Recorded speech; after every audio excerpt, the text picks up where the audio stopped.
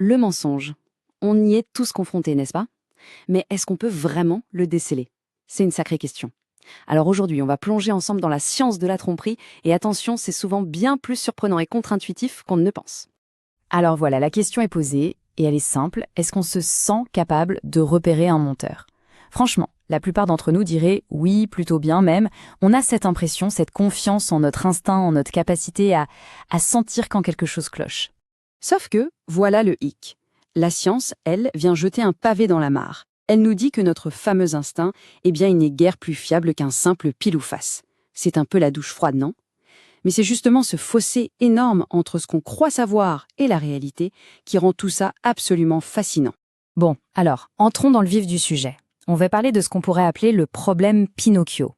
C'est le moment de comprendre pourquoi toutes ces idées reçues sur le langage corporel, eh bien, elles nous plantent complètement. Regardez bien ce chiffre, 54%. C'est notre taux de réussite moyen pour repérer un mensonge, basé sur des centaines et des centaines d'études.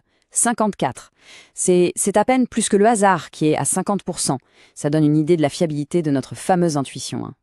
Alors, pourquoi un score aussi médiocre? La réponse est simple. On se base sur des mythes, des clichés. Prenons les plus connus. Le fameux « fuis le regard ».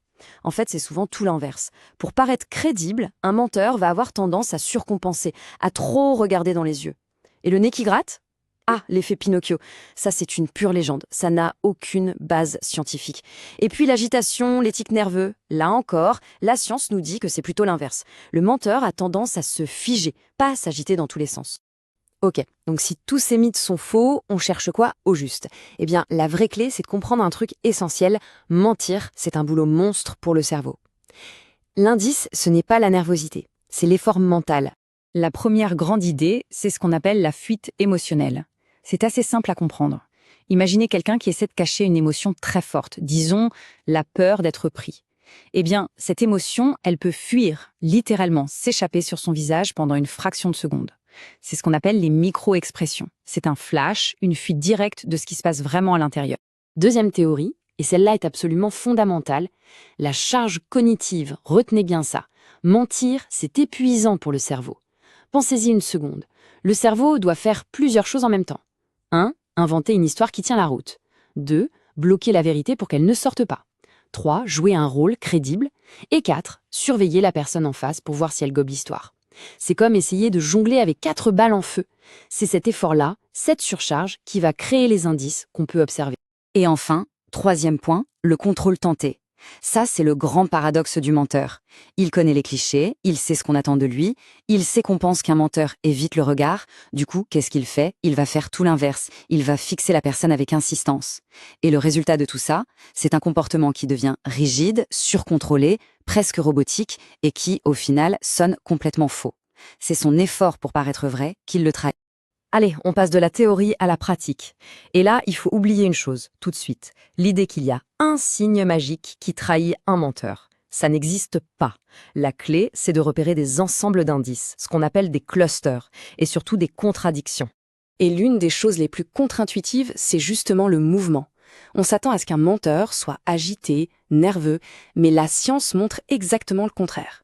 Son cerveau est tellement occupé à gérer le mensonge qu'il met le reste en veille. Il oublie d'animer le corps. C'est une sorte de gel cognitif. Donc on observe moins de gestes, pas plus. C'est un retournement complet de ce qu'on croit savoir. Un autre indicateur, et celui-là est vraiment parmi les plus fiables, c'est l'incongruence. C'est très simple. C'est quand le corps et les mots ne sont pas synchronisés. Quand le corps dit une chose et la bouche en dit une autre. Par exemple, quelqu'un qui dit « oui, oui, absolument », tout en faisant un minuscule hochement de tête qui veut dire « non ». Ou, un autre exemple, quelqu'un qui raconte une histoire triste, mais qui a un micro-sourire qui flotte sur ses lèvres. C'est ce décalage, cette dissonance entre les paroles et les gestes, qui doit vraiment attirer l'attention. On arrive maintenant à la règle d'or. Vraiment, s'il y a une seule chose à retenir de tout ça, c'est ce qui suit. La clé de tout, c'est d'établir le comportement de base de la personne. Parce qu'en fait, un geste, un comportement, pris tout seul, ça ne veut rien dire, absolument rien. Une personne qui croise les bras, ça peut juste vouloir dire qu'elle a froid ou qu'elle est bien comme ça. Ce n'est pas un signe de mensonge. Le vrai indice, le seul qui compte, c'est le changement. C'est la déviation par rapport à la façon dont cette personne se comporte normalement. Et comment on fait concrètement? C'est assez simple en 3 temps. D'abord, Étape 1, on calibre. On pose des questions toutes bêtes, neutres. Alors, il a fait beau aujourd'hui? Pas trop de bouchons sur la route? Le but, c'est de voir comment la personne parle et bouge quand elle est détendue, quand elle dit la vérité sans réfléchir. Ensuite, étape 2, on observe. On enregistre mentalement sa posture, ses gestes, le son de sa voix. C'est ça, son état normal. Et enfin, étape 3, on repère les changements. C'est quand on pose une question plus critique et qu'on observe un changement soudain par rapport à ce comportement de base, c'est là que ça devient intéressant. Pour finir, il faut peut-être voir les choses un peu différemment. L'objectif, au fond, ce n'est peut-être pas de devenir un pro pour empiéger les menteurs. C'est peut-être plutôt d'avoir une approche plus humble, plus juste, dans notre recherche de la vérité. Et c'est là qu'un concept crucial entre en jeu, ce qu'on appelle l'erreur d'Othello. C'est le piège dans lequel on tombe tous. C'est quand on confond le stress d'une personne innocente, qui a simplement peur qu'on ne la croie pas, avec le stress d'une personne coupable qui a peur d'être démasquée. Pensez-y, les signes extérieurs, le cœur qui bat, la transpiration, la voix qui tremble, sont exactement les mêmes. Donc se baser uniquement sur la nervosité pour accuser quelqu'un, c'est incroyablement dangereux. Et tout ça, ça nous amène à une dernière question, une question de fond. Si c'est si compliqué, si peu fiable de détecter les mensonges, alors, qu'est-ce qu'on est censé chercher? La réponse, c'est peut-être de changer notre objectif. Ne pas chercher des menteurs, mais plutôt des incohérences. Ne pas chercher la culpabilité, mais simplement la vérité, tout en gardant à l'esprit à quel point la communication humaine est complexe et nuancée.